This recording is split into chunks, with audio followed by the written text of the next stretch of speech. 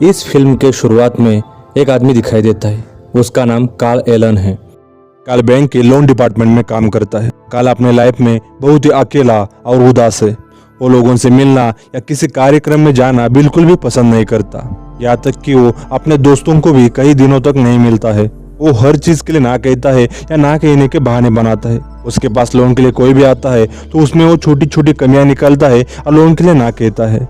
एक दिन उसका बॉस उसके पास आते हैं और कहते हैं कि इस बार भी तुम्हारा प्रमोशन नहीं हुआ। उस पर कार्ल कहता है कि कोई बात नहीं, मुझे पता था मेरे साथ यही होने वाला है। उसका अपने लाइफ के प्रति बहुत ही नेगेटिव अप्रोच है। इसी कारण उसकी वाइफ भी उसे छोड़कर चली गई है। उसे कोई भी कॉल करता है तो उनका कॉल भी ये उठाता नहीं है। उसके अंदर सेल्फ कॉन्फिडेंस बिल्कुल भी नहीं होता है। एक दिन उसका एक खास दोस्त उसे एंगेजमेंट पार्टी के लिए इनवाइट करता है। वो उसी वक्त एक शॉप में होता है, लेकिन वो कहता है कि मैं घर पर हूँ और मैं बिजी हूँ।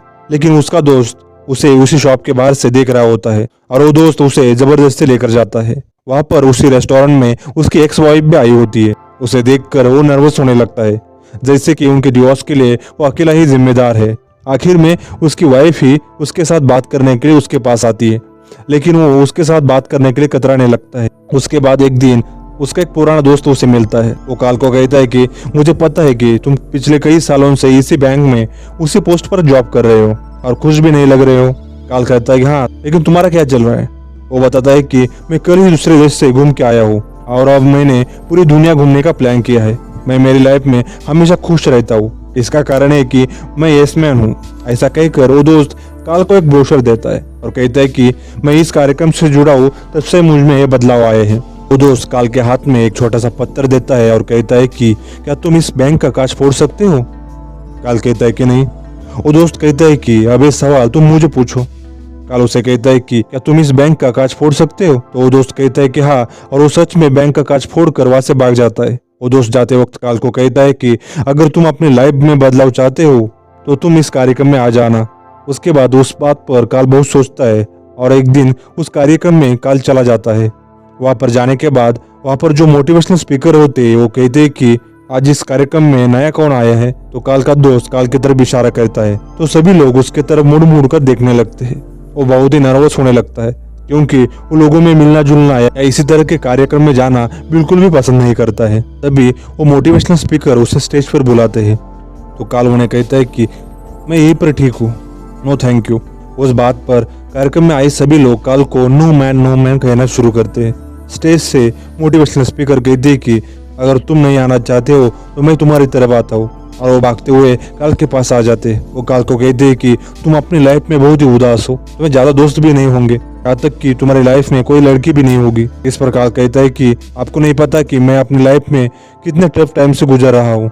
वो मोटिवेशनल स्पीकर कहते हैं कि तुम्हें जिंदगी जीने का तरीका बदलना होगा। तुम इस कार्यक्रम के बाद हर एक अपॉर्चुनिटी को यस कहोगे। कार्ल यस नहीं कहना चाहता था, लेकिन सभी लोग इतना प्रेशर बनाते हैं कि उसे मजबूरन यस कहना पड़ता है। वहां से बाहर आने के बाद कार्ल के कार के पास एक भिखारी आता है और कार्ल को लिफ्ट मांगता है। कार्ल उसे नो कहने वाला ही होता है, लेकिन उसका दोस्त उसे यस कहने के लिए कहता है। इस वजह से कार्ल को उस भिखारी को लिफ्ट देनी पड़ती है। वो भिखारी कार में बैठने के बाद कॉल करने के लिए कार्ल का मोबाइल मांगता है। कार्ल उससे परेशान होने लगता है। तभी उसका दोस्त फिर से आता है और कहता है कि उसे मोबाइल दे दो। वो दोनों वहां से निकलते हैं, लेकिन वो भिखारी मोबाइल की बैटरी जब तक डाउन नहीं होती तब तक मोबाइल वापस नहीं करता। थोड़ी देर बाद वो भिखारी अपने मुकाम पर गाड़ी से उतरता है। जाते वक्त वो भिखारी कार्ल को पैसे मांगता है। कार्ल कहता है कि क्यों नहीं, तुम्हारे लिए इतना क्या है, अब ये भी करता हूँ, ये लो पूरे पैसे। फिर वो भिखारी वहां से जाता है। उसे छोड़कर कार्ल वहां से निकलने लगता है, लेकिन उसकी कार बंद पड़ती है। कार्ल देखता है कि उसकी कार का पेट्रोल खत्म हुआ है। वो गुस्सा होने लगता है क्योंकि ना अब उसके पास कैश होती है ना मोबाइल, और कार्ल एक सुनसान जगह पर होता है जहाँ पर आसपास मदद के लिए कोई भी इंसान नहीं दिखाई देता। उसे पेट्रोल लाने के लिए चलते हुए पेट्रोल पंप तक जाना पड़ता है। वो पेट्रोल पंप पर जाकर एक कैन में पेट्रोल लेने लगता है तो वहाँ पर एक लड़की आती है और वो लड़की अपने कैमरे से उसका फोटो निकाल कर कहती है कि तुमने कितना अच्छा लुक दिया। वो दोनों बातें करने लगती है और बातों बातों में कार्ल बताता है कि मेरी कार का पेट्रोल खत्म हुआ है, इस वजह से मैं इस कैन में पेट्रोल लेकर वहां तक चलते हुए जाने वाला हूँ। तो वो लड़की उसे कहती है कि मैं तुम्हें तुम्हारी कार तक छोड़ती हूँ, और वो लड़की उसे उसके कार तक छोड़ती है। उसे छोड़कर वो वापस जाने लगती है तो कार्ल मुंह में बड़बड़ाता है कि अगर एक किस मिल जाती तो कितना अच्छा होता। कार्ल बिल्कुल भी धीरे बोला होता है, लेकिन वो लड़की सुन लेती है उसके बाद वो लड़की उसके पास आती है और सच में उसे किस करती है। उसे किस करके वो लड़की वहां से चली जाती है। काल कहते हैं कि ये यस कहने वाला रूल कितना अच्छा है। मैंने उस भिखारी को लिफ्ट के लिए यस बोला, इसलिए आगे का ये सब कुछ हुआ। मैं इतने दिन से अकेला था, लेकिन अचानक से एक लड़की आई और पहली बार किसी लड़की ने सामने से आकर मुझे किस किया। अगले दिन उसकी छुट्टी होती है, लेकिन उसका बॉस उसे कॉल करके ऑफिस बुलाता है और काल भी छुट्टी के दिन भी काम पर जाने के लिए यस कहता है। उस दिन ऑफिस में लोन के लिए एक लेडी आती है। उसका केक बनाने का एक छोटा सा बिजनेस होता है। उस दिन काल पहली बार इस प्रकार के बिजनेस के लिए लोन दे देता है। उस लेडी को लोन देने के बाद वो अपने बॉस को बताता है कि मैंने एक छोटे बिजनेस के लिए लोन दिया है, और वो बातों बातों में उसके बॉस को निक नेम से बुलाता है। उसके बॉस को ये बात बहुत ही पसंद आती है। उसका बॉस उसे कहता है कि आज तुमने मेरा एक अच्छा सा निक नेम रखा और आज तुम छुट्टी के दिन पर भी काम पर आए हो, इस वजह से मैं तुम्हारा प्रमोशन करूंगा और तुम्हारी सैलरी भी बढ़ाई जाएगी। काल बहुत ही खुश हो जाता है। उसके बाद काल खुद होकर दोस्तों को पार्टी देता है। काल वहाँ पर उसके दोस्तों को पिछले 2-3 दिन में जो भी कुछ हुआ है वो सब कुछ बता देता है। तो उसका दोस्त उसे मजाक में कहता है कि क्या आज का जितना भी बिल होगा वो तुम भरोगे। उस पर काल ऐसा कहता है। उस रात वो भरपूर मजे करता है, डांस भी करता है। काल ने इसके पहले ऐसा कुछ भी नहीं किया होता है। उसके बाद वो प्लेन उड़ाने का ट्रेनिंग लेता है, कोरियन भाषा भी सीखता है। वो अपने लाइफ में जो भी कुछ करना चाहता है वो सब कुछ करता है। एक दिन उसकी पड़ोस में रहने वाली ओल्ड लेडी उसके साथ फ्लर्ट करने लगती है, तो काल उसे नो कह के वहां से निकल जाता है, लेकिन उसका शर्ट दरवाजे में अटक जाने की वजह से वो गिर जाता है और वहां पर जो कुत्ता होता है वो उसे काटने के लिए आता है। काल सोचता है कि मैंने उस ओल्ड लेडी को ना बोला, इस वजह से ये सब कुछ हुआ। काल तय करता है कि मैं आगे से किसी भी चीज के लिए ना नहीं कहूंगा। उस दिन से काल के पास मदद के लिए जो भी आता है काल उन्हें मदद करता है। बैंक में जितने भी लोग लोन के लिए आते हैं उन्हें काल लोन दे देता है, फिर वो लोन कितने का भी हो और किसी भी बिजनेस के लिए हो।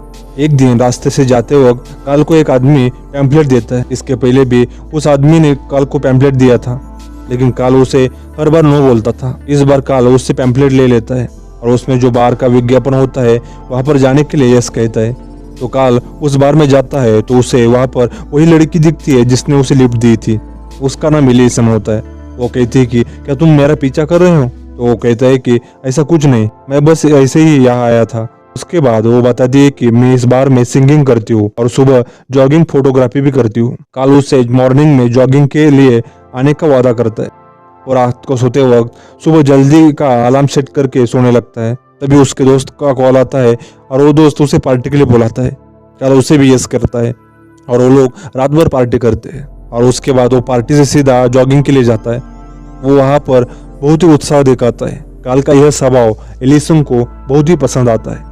उसके बाद वो रात को नाइट आउट भी करते हैं। काल और एलिसन एक दूसरे को पसंद करने लगे होते हैं। अगले दिन जब काल बैंक में जाता है तो लोन के लिए लाइन लगी होती है। आजकल हर रोज हर प्रकार के बिजनेस के लिए लोग लोन लेने के लिए उसके पास आने लगते हैं। तभी उसका बॉस उसके पास आता है और कहता है कि उसने जो लोगों को लोन दी है इस वजह से हेड ऑफिस से उसे मिलने के लिए सीनियर आए हैं। जब काल सीनियर को मिलने के लिए जाता है तो सीनियर कहते हैं कि तुमने जो छोटे छोटे लोन दिए हैं इस वजह से बैंक को बहुत ही अच्छा मुनाफा हुआ है, क्योंकि तुमने जितने भी लोन दिए हैं उसमें से 98% लोग टाइम पर EMI भरते हैं। वो सीनियर बताते हैं कि काल की सैलरी भी बढ़ाई जाएगी। अब काल की लाइफ खुशियों से भरी है और वो भी बाकी लोगों को मदद करके उनकी लाइफ में खुशियां लाता रहता है। एक दिन एक आदमी बिल्डिंग से कूद कर खुदकुशी करने वाला होता है। तभी काल वहां पर जाता है और उसे बचाता है। उसके बाद एक दिन काल को एयरपोर्ट पर उसकी एक्स वाइफ मिलती है। वो बताती है कि हमने तुम्हें टीवी पर देखा, तुमने उस आदमी की जान बचाकर बहुत ही अच्छा काम किया। उसके बाद वो उसे पूछती है कि तुम कहाँ पर जा रहे हो। तो काल कहता है कि मुझे पता नहीं, क्योंकि मेरी गर्लफ्रेंड यहाँ पर मुझे मिलने आने वाली है और हम दोनों मिलकर यहाँ से डिसाइड करने वाले हैं कि कहाँ पर घूमने जाना है। उसके बाद थोड़ी देर में उसकी गर्लफ्रेंड वहाँ पर आती है। वो दोनों टिकट काउंटर पर जाते हैं। काल कहता है कि यहाँ से जो भी पहली फ्लाइट होगी उसका टिकट दे दो हमें। पहली फ्लाइट नेब्रास्का जा रही होती है, तो वो दोनों नेब्रास्का जाते हैं। वहाँ पर काला और एलिसन बहुत ही एंजॉय करते हैं। वहाँ पर जाने के बाद एलिसन काल से कहती है कि क्यों ना हम एक ही घर में शिफ्ट हो जाए। काल उसे यस कहता है। उसके बाद वो दोनों एयरपोर्ट पर आते हैं तो उन्हें कस्टम अधिकारी रोक लेते। वो कहते हैं कि तुम अमेरिका से नफरत करते हो, तुम नेब्रास्का क्यों घूमने गए थे, नेब्रास्का कौन घूमने जाता है। और उसके बाद वो कहते हैं कि तुम्हारी शादी भी 6 महीने से ज्यादा टिक नहीं पाई। और इसके पहले तुमने प्लेन उड़ाना भी सीख लिया है और कोरियन भाषा भी। ऐसी हरकत सिर्फ एक टेररिस्ट ही कर सकता है। काल कहता है कि मैं अपने वकील से बात करूंगा। वहां पर एलिसन काल से नाराज हो जाती है कि काल ने अभी तक उसे अपने पहले शादी के बारे में नहीं बताया। वहां पर उसका दोस्त आता है जो एक वकील है। वो बताता है कि काल एक यस नाम के कार्यक्रम में गया था, तब से वो ये हर चीज के लिए यस कहता है और इस वजह से ये सब कंफ्यूजन हुआ है। इस बात पर उन्हें कस्टम अधिकारी छोड़ देते हैं, लेकिन एलिसन को लगता है कि काल ने उसे आज तक जो भी कहा वो सब कुछ झूठ है। वो सिर्फ यस रूल की वजह से उसके हाँ में हाँ मिलाता गया है। वहां से एलिसन काल से नाराज होकर चली जाती है। उसके बाद काल उसे बहुत बार कॉल करता है, लेकिन वो कॉल नहीं उठाती। वो उस बार में जाता है जहाँ पर एलिसन काम करती है, लेकिन एलिसन उससे मिलती तक नहीं।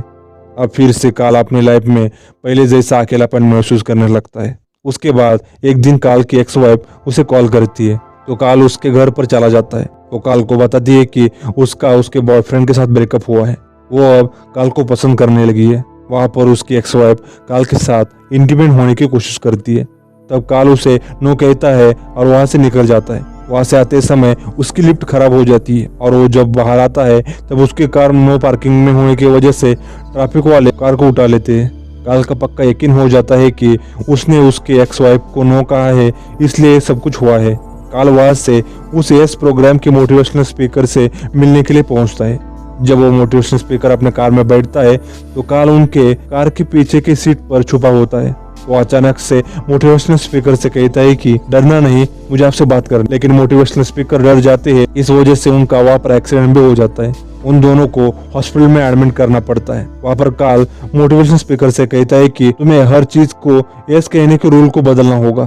मैं हर चीज को यस नहीं कह सकता। तो मोटिवेशनल स्पीकर उसे कहती है कि ऐसा कोई भी रूल नहीं है। उस दिन तुमने मुझे सबके सामने नो कहा, तो तुम्हें यस कहलवाने के लिए मैंने तुम पर प्रेशर डाला था। लेकिन हर चीज को यस कहना ऐसा कोई भी रूल नहीं है।